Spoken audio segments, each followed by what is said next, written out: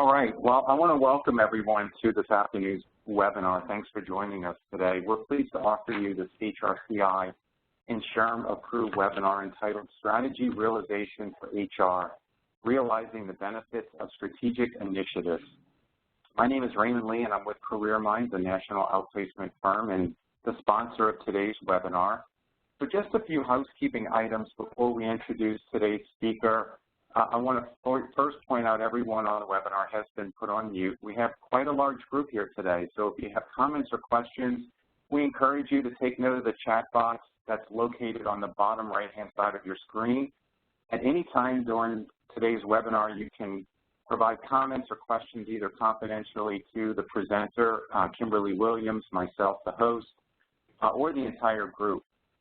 We'll work to get through the questions during the webinar and at the end of today's session. Second, this webinar has been approved for one HRCI and also one SHRM credit. You're going to receive an email in the next couple of days with information on the credit information.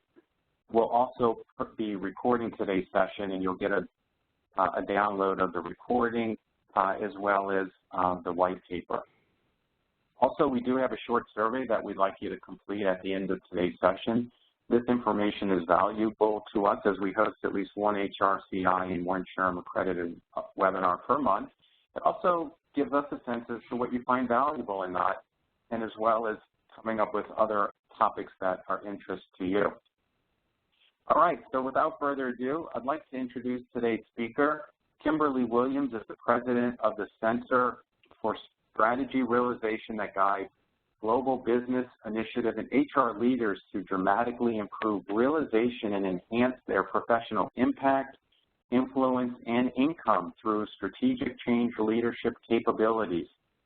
Kimberly served in Merck & Company's strategy office as the global head of change execution for the 90,000 employee base within Merck. She was also executive director, strategy, operational excellence, and change for their $4 billion global services and IT business. She is certified in the Balanced Scorecard and is a master change agent in Lean Six Sigma Black Belt. Her approach has enabled $4 billion in business value in over 18 industries. We're really excited to have Kimberly here today, and I'll tell you, Kimberly resides on the beautiful Hudson waterfront across from Manhattan, although she tells me it's not so beautiful here this afternoon. So Kimberly, welcome, and thanks for joining us, and it's all yours. Thank you so much for the warm welcome, Raymond, and hello everyone who's on the phone today. So great to be working with you. I really enjoy talking to HR colleagues because before I really was anything else in my career, I was an HR business partner and an SPHR for quite a long time. So very happy to be meeting with like-minded folks today. And I think you're going to find the session today relevant and interesting to the work that you're doing for a couple of reasons. I mean, mainly because I think more than anyone else, you are positioned as HR business leaders in three ways to really help drive realization of important strategic initiatives. You have access, so you are able to speak with your leaders, particularly about sensitive matters that deal with people. You have opportunity, right? So they're looking for you to play this specific role around them, and you spend time talking with them about skills and other types of things.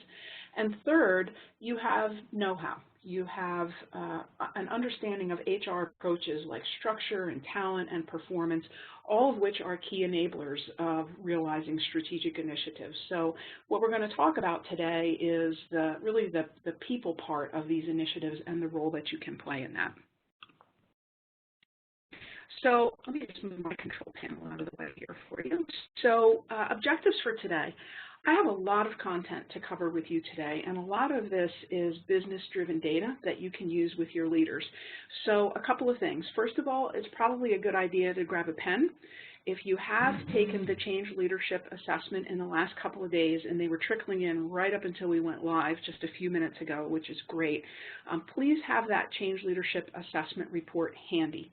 If you didn't have the opportunity to take the report, no worries. I'm going to ask a series of questions as we're moving through the materials, and if you download the research report that Raymond was just talking about a moment ago and go to page 7, I'm going to modify those questions just a little bit for you. That research report was intended for a slightly different audience, but you're going to see a graphic there, and so you can participate along the way in evaluating how well things are going on the strategic engagement skills in your organization as we go. So our first objective, I want to surface for you the business case for initiative realization that appears in that report. This is a business case that I put together to sell change leadership skills to C-level executives. I never had time to do this when I was in a senior role at Merck. I wish I would have. It's one of the very first things I did when I started this business. But now I'm out there sharing it with as many people as I possibly can because I'm finding they don't have the time to put together this kind of a business case for why change leadership is important either. And so I want to put it in your hands so you can use it. I'm just going to spend 5 to 7 minutes running through that very top line. It's about a 12-page report, so there's a ton of detailed information there that you can read offline. The second objective is to double-click on the 7 strategic engagement skills so you can get a flavor for what each of those are. I want to share with you some of the, just sort of a sneak preview into some of the stories and data that we use in our programs so that you can give some thought to how to implement this in your own work. And then as a third objective, we're going to move to the change leadership assessment that you took to help interpret your scores.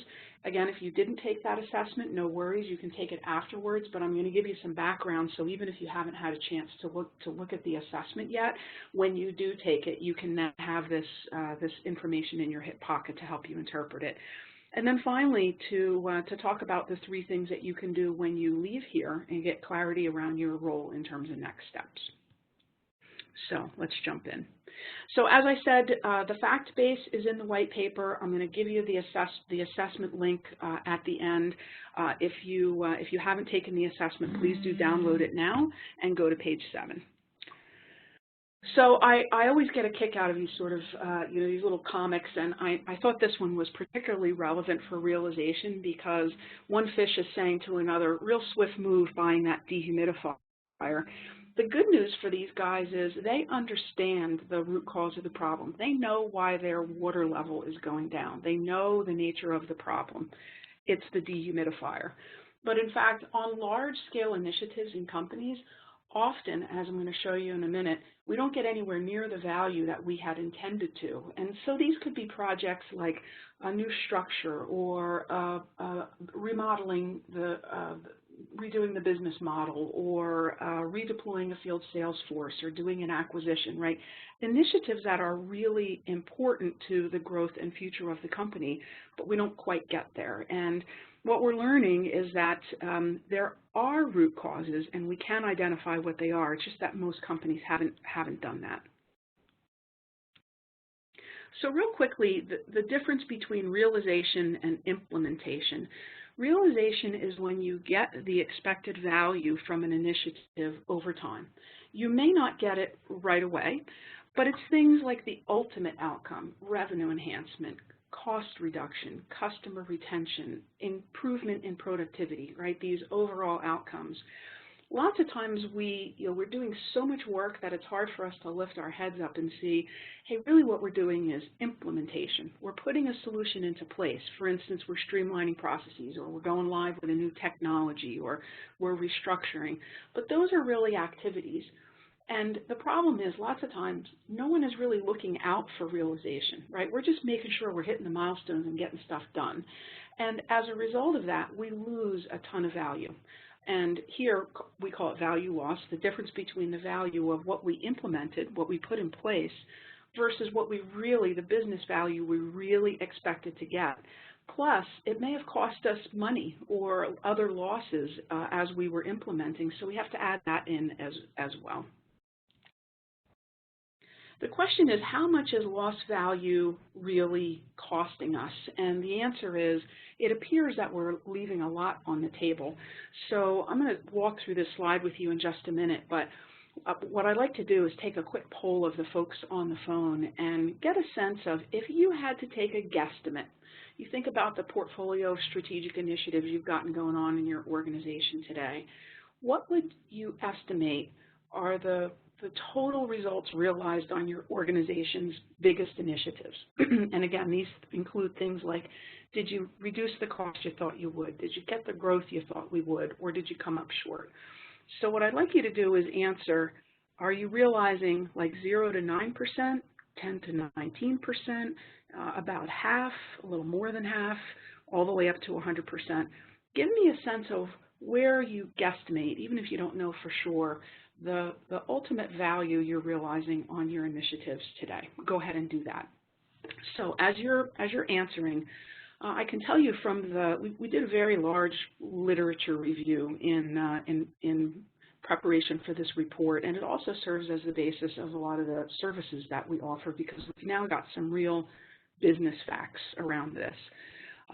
More than a third of executives are saying they're only realizing around 50% of the total value of their initiatives, and the average is about 63% of financial performance that the strategy promises. So I don't know about you, but I'm not excited about going to my boss and saying that we achieved about 63% of our goal, right? And, you know, a lot of people who are in the business of projects and initiatives, you know, they talk about failure rates, I think, in an attempt sort of to scare executives into taking action. And the facts are that doesn't work very well, right? It creates a lot of defensiveness when executives hear failure. And so this is a very objective way that you can talk with your executives about how well are we doing. The other thing we learned is that when we're not realizing as well as we could have, we leave about 60 to 100% on the table, right? We could get 60 to 100% more out of our initiatives if they were able to reach their full potential.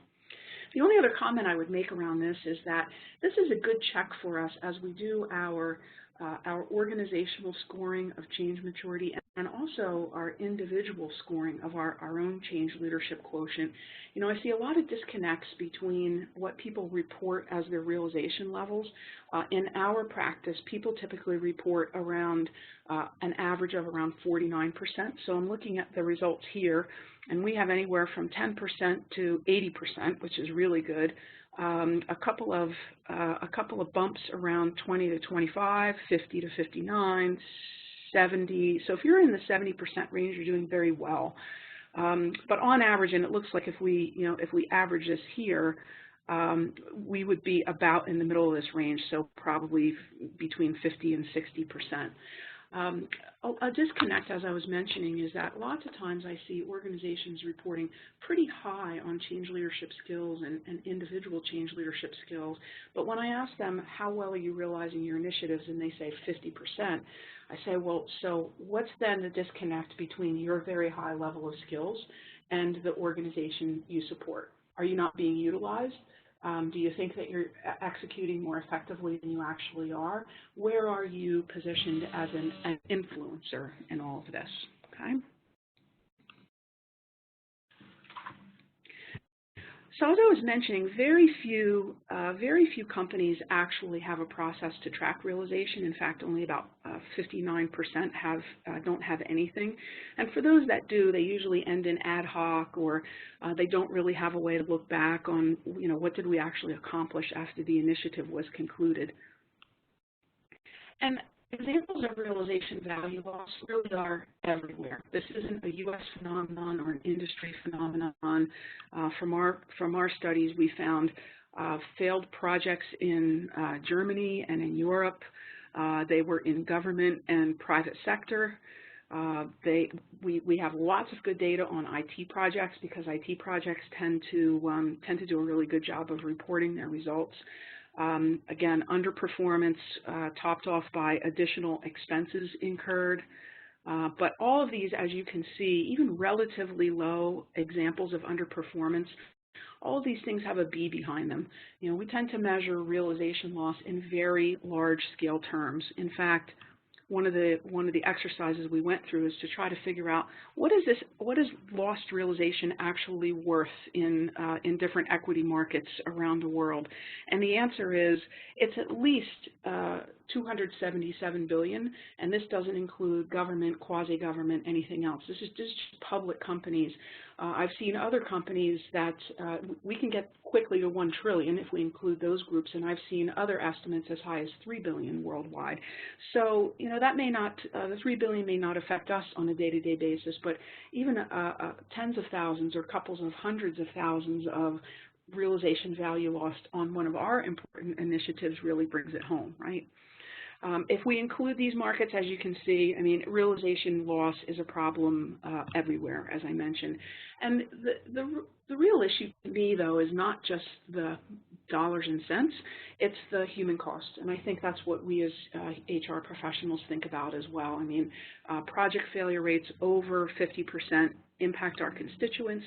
They impact our employees and their families. And that's not to say that lost realization accounts for all of our unemployment by any stretch of the imagination, but I think we all know situations in which we didn't grow as expected, or we didn't implement something as expected, and or we tried it and it underperformed, and we ended up having to lay people off as a result of that. So there definitely is a human impact, as there is with our relationships with our customers. So lots of companies are saying that project failures impact their customers.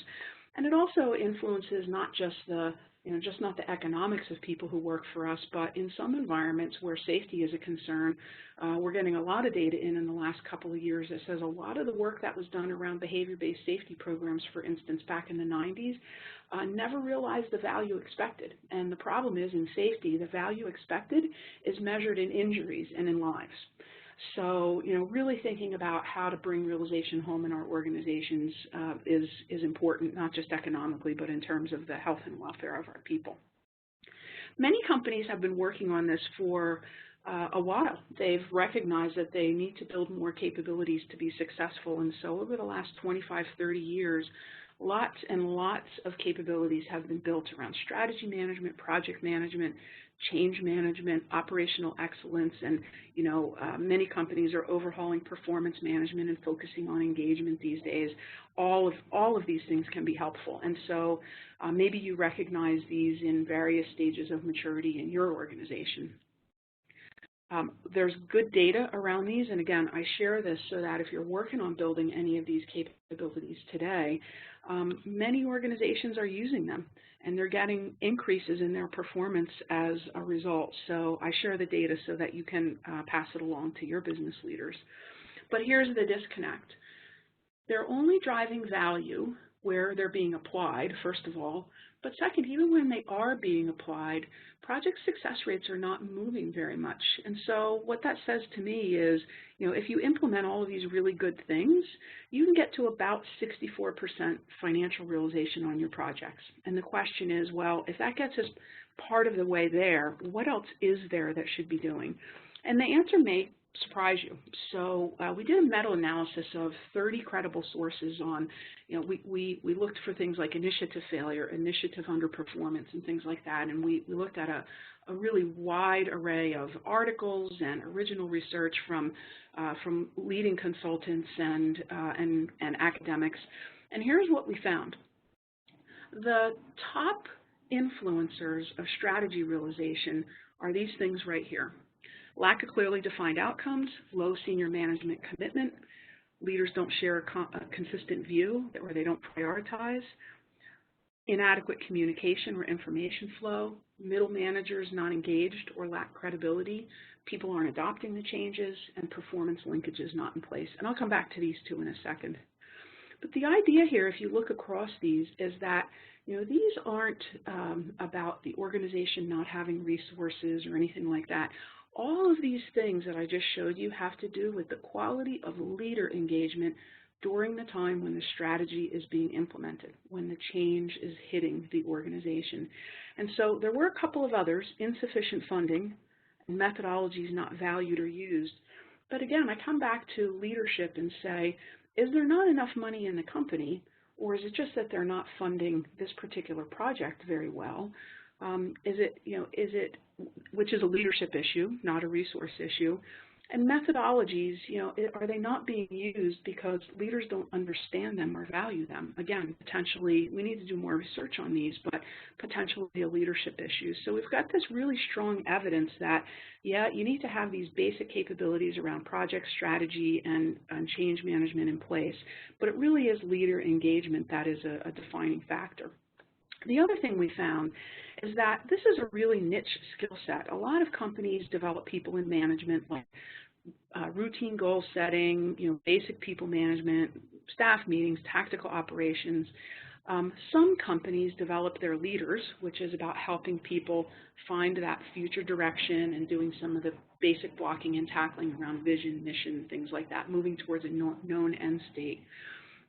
But what we're talking about here is a very niche subset of leadership, which is change leadership, helping people move to an emerging future where maybe we don't even know exactly what it looks like, where the end state is unknown.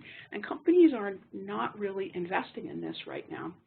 So if you look at some of the research done around CLOs in the last couple of years, 73% say their development programs are directly tied to business strategy.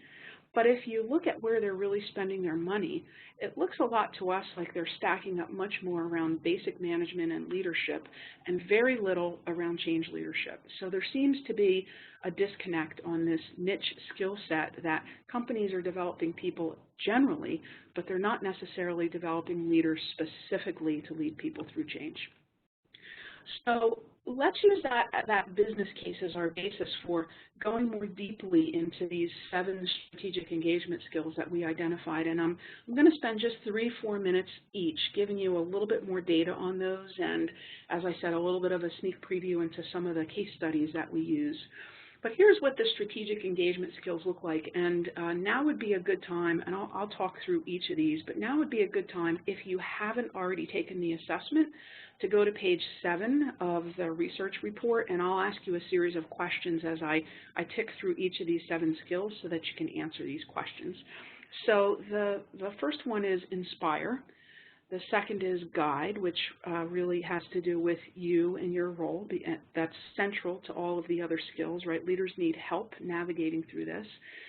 Getting leaders aligned around priorities, helping them build local networks to implement, translating corporate objectives into something that's really relevant and will move people to action as individuals. Getting people energized despite their fears and moving past some of the the difficult things and helping them to become more able to behave in ways that are consistent with the change. And finally, manage, which is the piece that lots of times is missing, which really has to do with sustaining the change overall. So as I said, I'm going to spend just a couple minutes going through each of these, and if you haven't taken the assessment, I'm going to ask you a question about each of these along the way so that you can track along. So the first engagement skill is around inspiring people, and a lot of people sort of have a nervous reaction to the word inspire because it sounds really big and difficult. But actually, it really is about the leader doing 5 things, having a compelling story that has just 5 components that clearly define and articulate outcomes in a way that move people to action. And the case study that I always use is I was working with 2 vice presidents years ago, and we were implementing an ERP, and one sort of stood up and told a story about sales and operations planning and costs and productivity, and the other used an example of one of their customers and literally brought people in the audience to tears, right? And so here we're getting past business facts and appealing to people's sense of purpose, why they're even at the company, right? What are the important things that you do for clients? And the reasons that we do that, and here's some data that you can share. 60% of associates at the front line can't read an income statement or a P&L and even have challenges seeing the links between their work and the customer and revenue, expenses, and profit. And about 4 in 10 know what their company stands for, which isn't a lot. And so when you have business leaders standing up talking about changes in the organization using traditional language around costs and productivity and margin and things like that, it makes perfect sense to them at that level, but most of the organization is immediately disinterested and it just sounds like a lot of work. And so what we're really suggesting is that we shift that. And also, there's been a lot of work. Behavioral science hasn't changed a lot in the last 50 years, but what has changed is brain science. There's a lot of brain science that has come out in just the last 5 years or so. This one is an old study, but it really is about recognizing that people process relatively few pieces of information in their conscious mind, but they process millions in their unconscious mind. And so using techniques in storytelling to access people's unconscious mind really helps them to get much more engaged. And there are also other techniques like neural coupling about specifically how you tell the 5 components of the story that help synchronize people with the emotions behind the business case. So that really is the first skill, is inspiring through storytelling. Oh, by the way, sorry, the question here, if you weren't able to answer it in the assessment, is do you know how to coach leaders to tell that visceral, compelling story that with those 5 components about their business gap to really bring it to life? The focus here is making it visceral, right? Making it something that's going to move people's emotions. And you can go ahead and plot that on your spider diagram after you've answered. The second engagement skill is around alignment, and the case that we use here, I know lots of people have seen this. I saw it when I was in my sort of first psychology class in college, is the story 12 Angry Men. And the reason that I like to use this is because conflict and disagreement become intensified during times of change. And it's unfortunate because it happens at the exact time that we need leaders to have a consistent view and make decisions for people on our initiatives and prioritize all the work that has to happen. And so we use this as a way to draw out some of the challenges leaders face, but also some of the bad behavior that we sometimes can see, and how to navigate through those political agendas and sometimes the senior team dysfunction to actually help them get past it and make decisions and behave with ways that are more consistent with the goals. So that's really the question here. To move on to the second one, do you know how, or do you feel comfortable navigating complex political agendas and even leader dysfunction to help them make decisions and prioritize? Go ahead and rate yourself on that. And while you're doing that, here's a little bit of data. The big deal around this is, in addition to creating an environment that all of us aren't excited about working in, because it creates a lot of conflict and a lot of politics, the big deal is that it's really about lost time on the initiatives. Here's a statistic that you never see. 97% of people on surveys, never agree on anything, but here they do. It seems that everybody knows, whether you're an employee or an executive, that lack of alignment impacts outcomes on the projects. And so it's a matter of surfacing this in a way and navigating it to be constructive. There's also a financial cost, which I think is secondary but still important. This particular study, this was done by the people who published the Myers-Briggs instrument, for any of you who are using that. This study says that when we have conflict, we're losing on average just about 3 hours a week on our jobs, which is a couple of $100 billion in paid time. And I think to myself, if I'm only losing 3 hours a week to conflict and decision-making at work, that's a good week. So this seems low to me, but even if it is low, there's a tremendous amount of costs associated with misunderstandings, right, and having to get leaders on the same page. And ultimately, there's a great study by Bain that says a company's value is the sum of decisions it makes. Shareholder returns are much higher, and the typical organization has the potential to more than double their decision effectiveness, which means speed, right? When we're moving more quickly on decisions, we can move more quickly to get things done. So the second engagement skill is around alignment. And by the way, these are important not just for the leaders, but for you. We're going to talk about that in a few minutes, but you're in a position potentially to coach your leaders, and so you having really excellent skills in these areas increases the likelihood that you'll be able to coach them and increase their skill levels. The next one is called network, and this really is about developing the plans and a local network to help people implement successfully. And this is because a lot of projects are no longer managed at the top level of companies. That system didn't work very well. The case study that we use here is really about a plant that I worked in, a Japanese plant here in the United States. and really having only 48 hours to turn around a whole lot of problems, or we were going to lose a $30 million contract. This was when I was in outsourcing. And what I learned from this really is the power of network and being able to get people together very quickly locally to solve problems. And as I was mentioning, organizations are moving to a more and more rapid style of implementation. Although PMOs, project management offices, can be helpful, the problem, I think, has been that they are a little too command and control, and they get out of step with the cadence of the organization, and the organization resists them, right? They don't want the air traffic control and all the initiatives. They want something that's more agile and flexible. And so, unfortunately, a lot of these offices close. And even if we do have them, those that have remained, that have been successful, understand that projects are getting implemented in a lot smaller increments these days, so because the failure rates on the really big ones are much higher. And so they're doing projects in smaller pieces, and they're pushing them down to the managers, pushing them out to the managers to make sure that they can be implemented in small pieces more quickly, which puts a lot of pressure on the managers. Right? As we have already established, a lot of them have never been taught anything about change leadership. And to add fuel to that fire, there was a recent study by CEB that said, having all this extra implementation coming their way means that they need to have a really nimble, networked approach to execution. But a lot of organizations don't believe that they have that today. They don't think they have the flexibility to lead local networks. They don't know how to interact with their people to be able to build something like that. And that's where we come in and can help.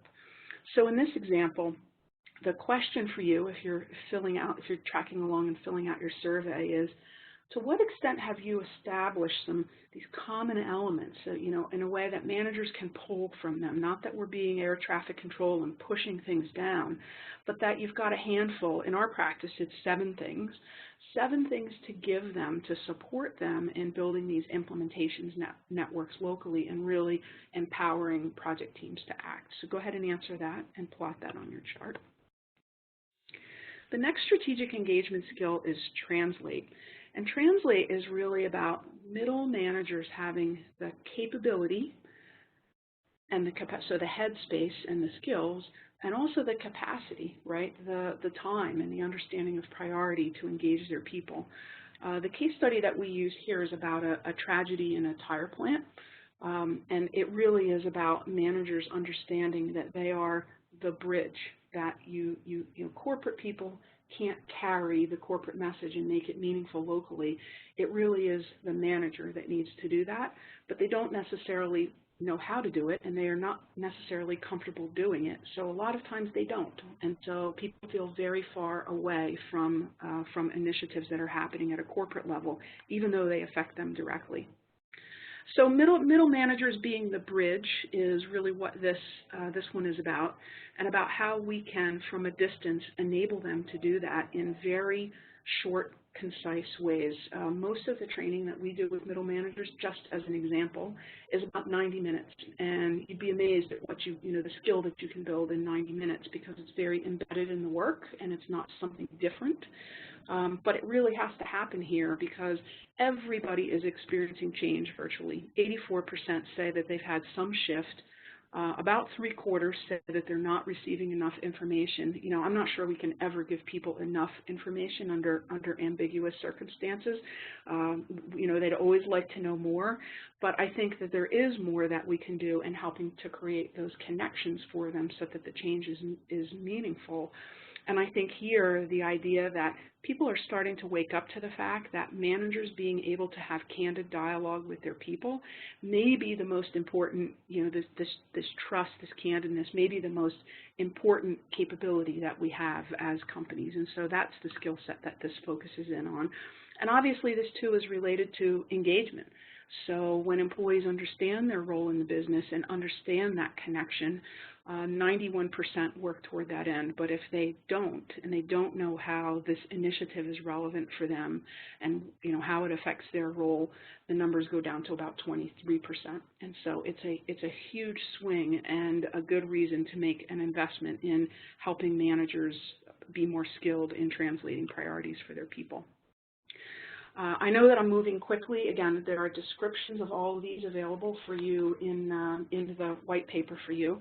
Oh, and let me go back to this one. I didn't ask the question. So if you're rating yourself, do you know the techniques to coach middle managers so that they can translate and personalize the change and sort of be this bridge to, across the organization hierarchy? In terms of energize, people tell me this is impossible all the time, but there are lots of good examples about this out there.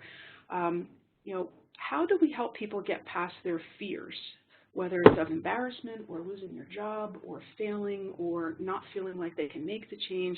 How do we help them get past that and be constructive and actually adopt and be motivated to make these changes? And there are very specific techniques. The case study we use here is the case of the elephant in the Meadowlands. We had a group of people who, at one of my former companies, we did a very poor job of energizing them around the change. And they did what's called running up their ladder of inference. This is a pretty old model, but a really good one.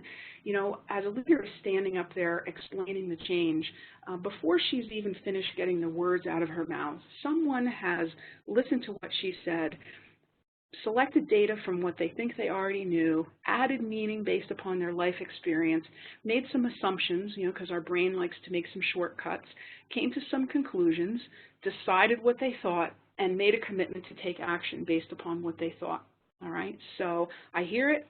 That doesn't sound good to me. I don't like it. I'm not sure this is something I want to do. I'm not going to do it. I'm going to wait. Okay, this process takes about 0.4 of a second. And so, understanding how to use the ladder of influence as part of our communication vehicles, as part of how we create the compelling story, can help to anticipate and slow down that thought process so it increases the likelihood that we actually can get to people and access their emotions and have a rational conversation. But in a lot of cases, we don't necessarily do a good job at that. Add to this the fact that the context in which most people show up at work every day may not be all that positive, right? A lot of times I think people mistake resistance to change as just the normal mental chatter that all of us carry around in our heads. In fact, most of us have a negativity dominance of chatter. So about 70% of our self-talk is negative and maybe working against us. But that's the environment we're implementing in. Similarly, people don't necessarily have a high level of trust for upper level managers. They only feel safe with their peers, but they do want to trust their boss, and they do feel safe talking to their people. But if you look at 9 out of 10 change management plans on initiatives, they don't contain anything that acknowledges these facts, right? So if you're rating yourself, go ahead and answer this question. Do you know how to mobilize a large number of people to take action quickly, even when it may be difficult or unpopular? Rate yourself and complete your graphic. And next to the last one, manage is really about sustaining the change over time and helping people to become more accountable.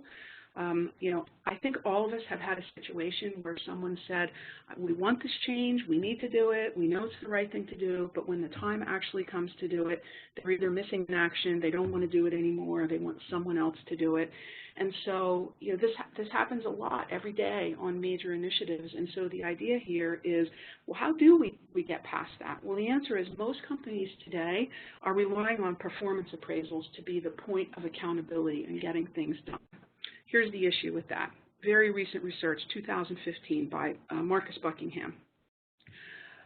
Only 6% of people in companies today believe their current process for managing performance is worth the time. 6%. And what's really concerning about this is I think a lot of us as HR business partners have kind of really hung our hat on this, right? It's the thing that's easiest for us to quantify, and it brings legitimacy to our profession. And here, very few people actually value it, and most say that it's weak, with North American companies saying it's even worse than that. This is one of my favorite quotes from all of the research we did.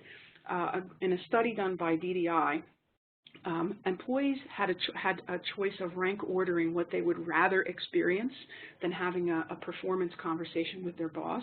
And they said they'd actually like to suffer a bad hangover or receive a credit card bill in the mail rather than have a performance conversation.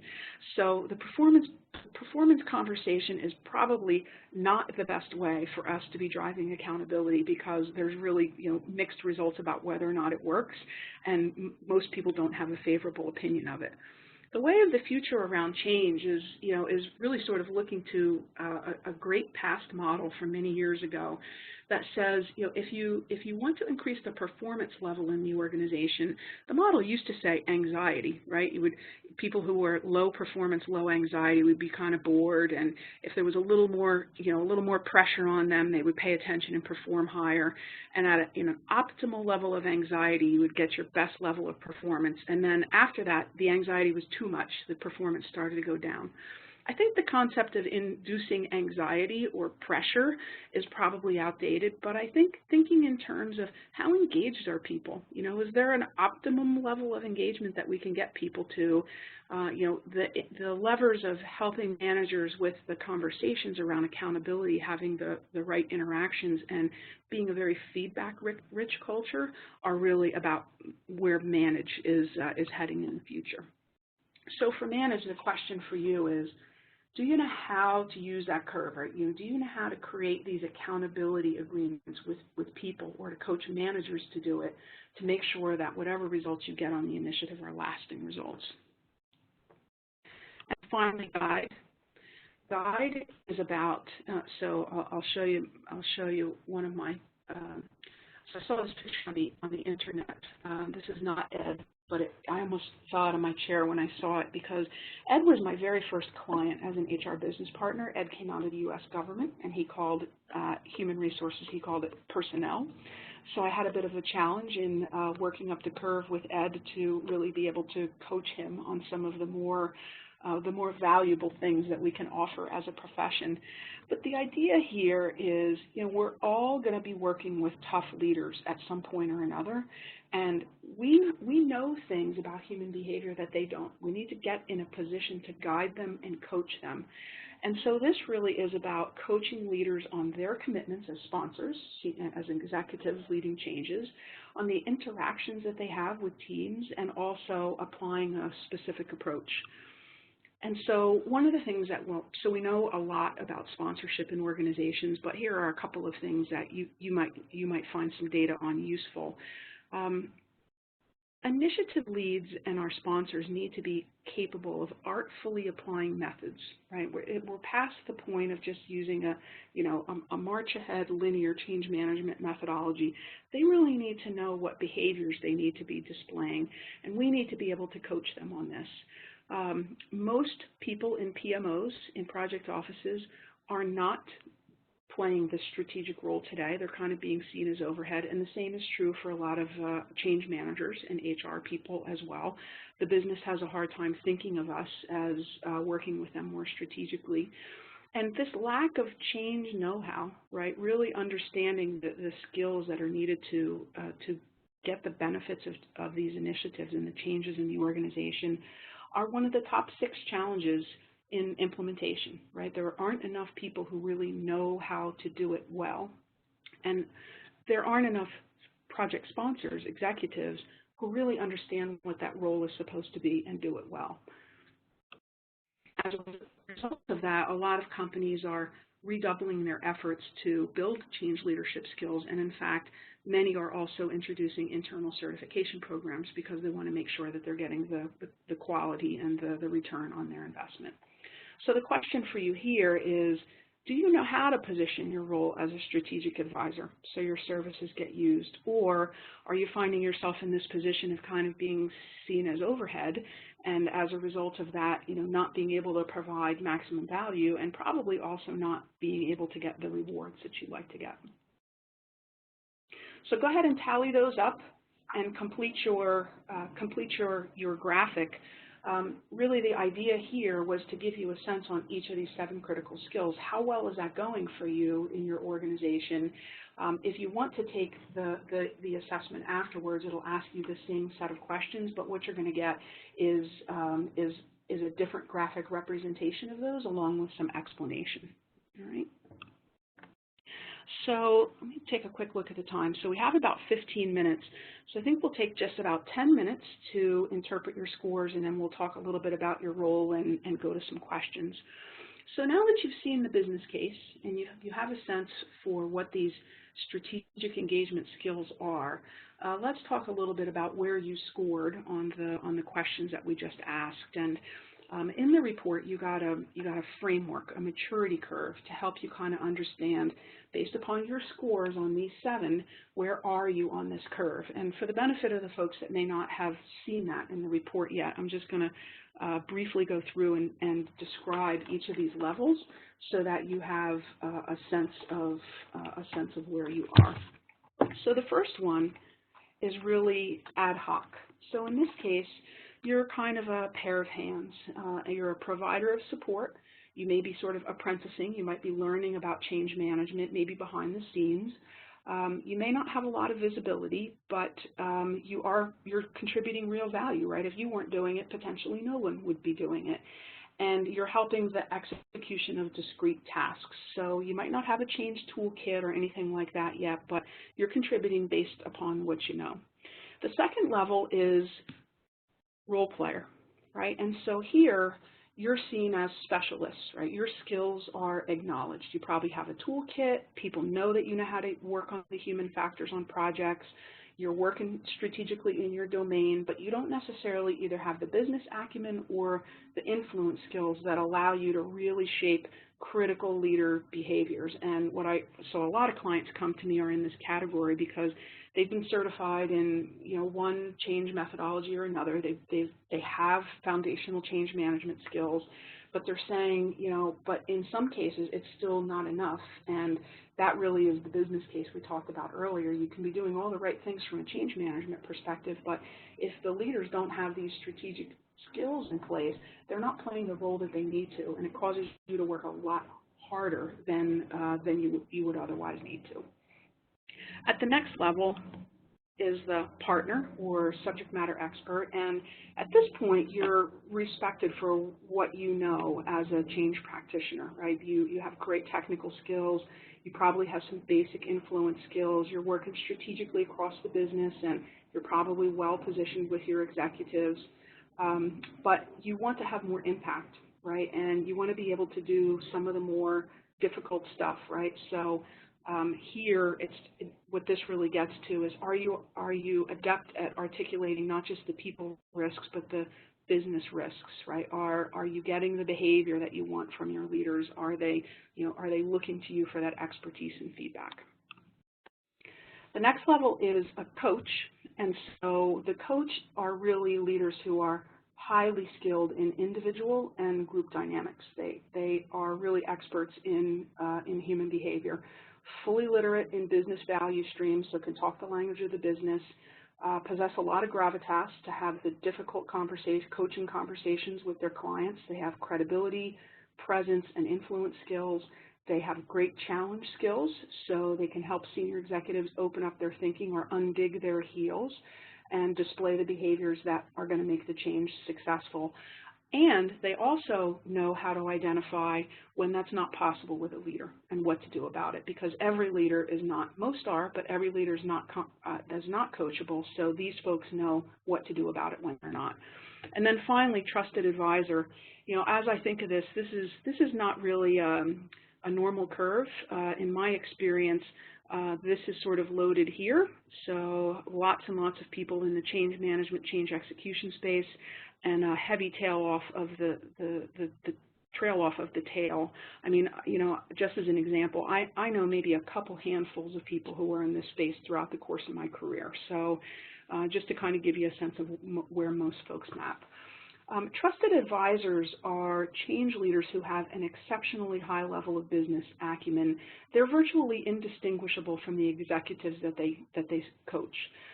They're sought out as key advisors to leaders on big decisions and teams on matters of strategic priorities, and they know how to weave all of the methods together: quality, process improvement, change, project management, risk management, balanced scorecard, and they do it in such a way that it doesn't feel like a toolbox anymore, right? They get out what they need depending upon the business challenge that they see, and all the rest is really transparent to executives. So this is really the curve. And each of the 7 questions, as you answered on a scale of 0 to 10, each of those plotted at some point along this curve, and then we average those to get your change leadership quotient. And here's where they shook out. So on average, people who work here are at about people who work with us are about a 4.84 when they start with us. Not too far off of that here. The low end of the range, really kind of new folks just starting on change, was a 0.98, and we also had some folks at a 10. The average here was about a 5.32, so kind of having a little more than change management, but not fully all the way there yet in terms of being partners to the business.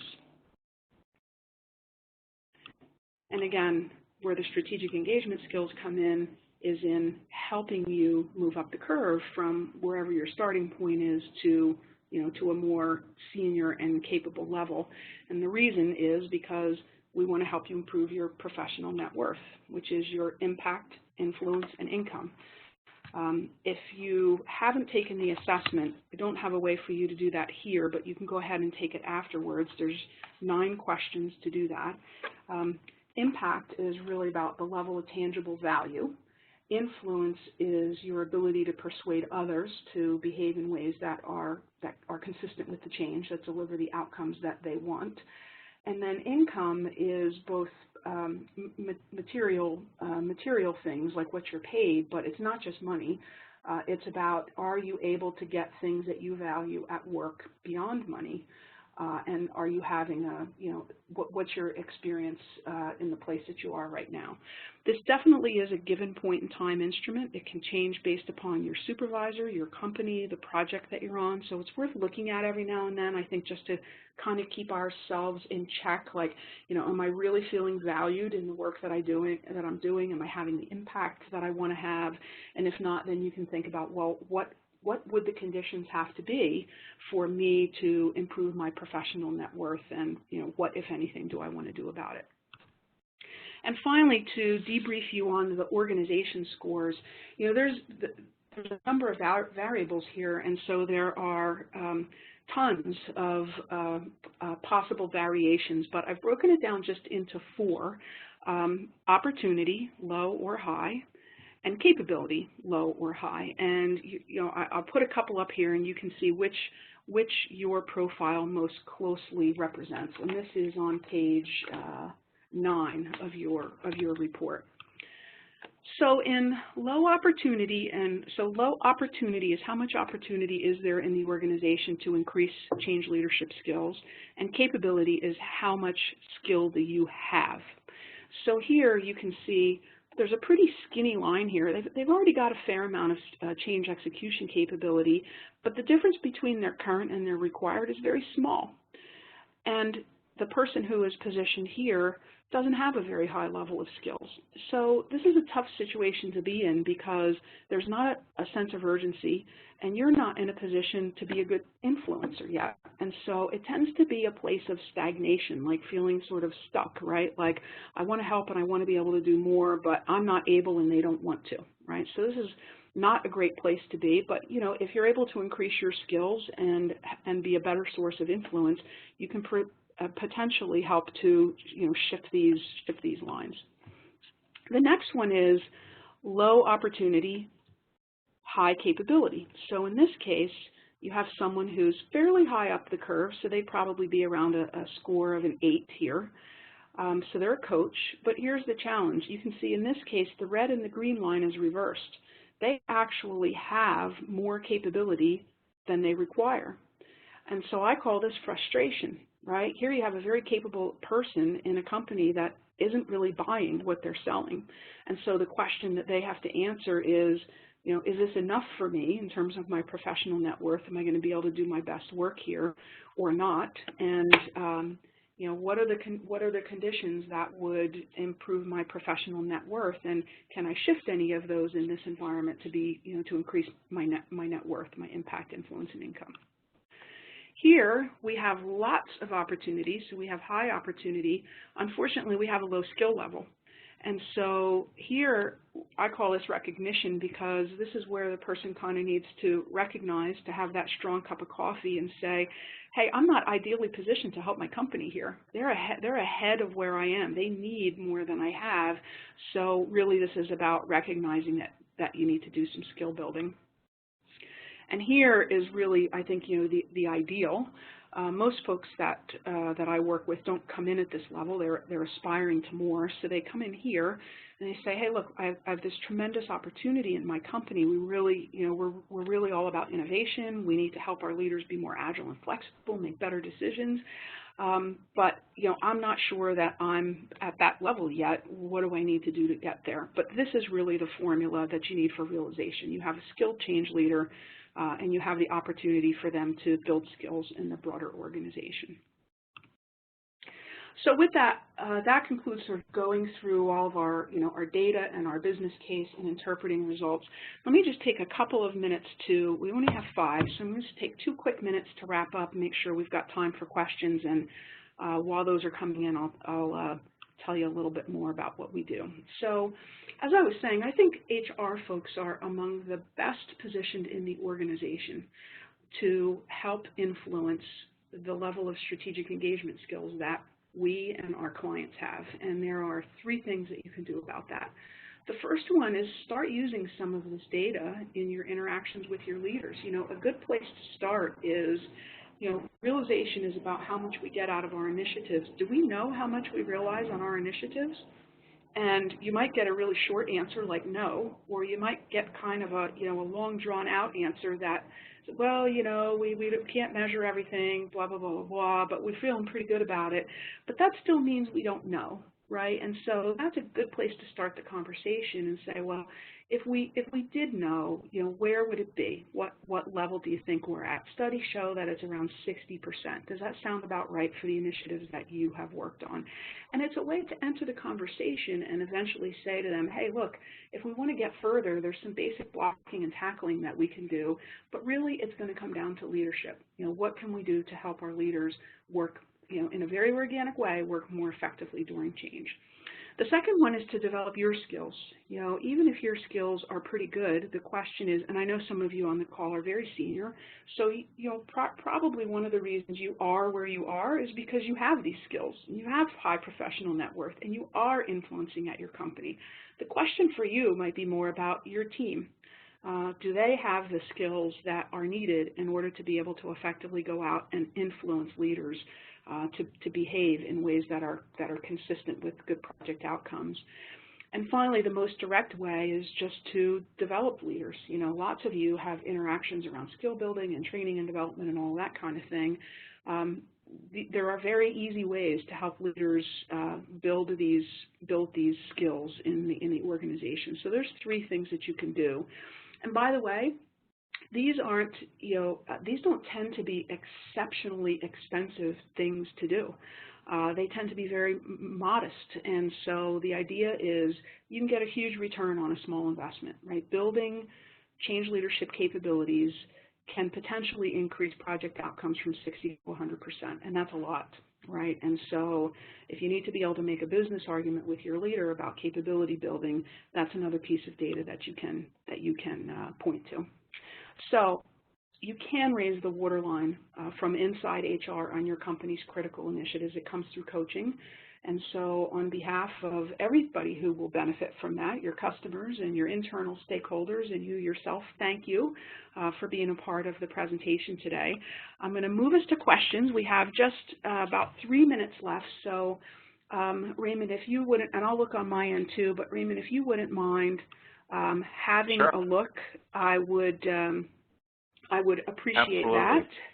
And while folks are chatting in their questions, maybe I can just tell you a little bit about something great that we've got coming in the fall. So we offer a program on building strategic engagement skills specifically for HR professionals. We've conducted these with Catalan and a bunch of other organizations. Tremendously positive feedback. We've got folks saying it, maybe is one of the best HR seminars they've ever been to. It's a couple of days, or 8 on-site, or 8 weeks live with me, usually on Thursdays for a couple of hours a week. And we really get to the heart and soul of these influence issues to help you move from your basic blocking and tackling change management, which most of you have today, into a more sophisticated skill set around influence and change leadership. And there is a certification that's included, that's optional. We work with lots of great companies around the world. Maybe some of your companies maybe are already on this list, but I'm so proud of what they have been able to accomplish. And as I said, you're always welcome to talk to any of our clients about their experience. We really have seen some remarkable results and had some people really feeling like they were transformed personally as a part of participating in our sessions. So this will be coming in September, and I'll open the enrollment next month. That's great, Kimberly, and thanks so much for this fabulous presentation. I'll tell everyone, when Kimberly and I met, this is a full-day workshop that she does, and so the fact that you've been able to condense it into a 1-hour session is remarkable. So thank you so much for that. Sorry for the fast talking. Yeah, no, that's terrific. And you have Kimberly's information. There's been some questions just regarding materials. We're going to send out on behalf of Careerminds, as well as Kimberly, we'll send out the white paper. There's going to be a recording that's going to go out, and Kimberly's also going to resend the link to take the assessment. So I know that people are eager to take that if you weren't able to do it yesterday. So that will be sent out as well. We want to be respectful of your time. You're probably needing to run off to another meeting. So thank you so much for joining. Kimberly, really, really nice job. Thank you so much. And have a great day, everybody. Enjoy the rest of your week. Take care. Thanks, Kimberly. Thank you so much, everyone. Bye-bye now. Bye-bye.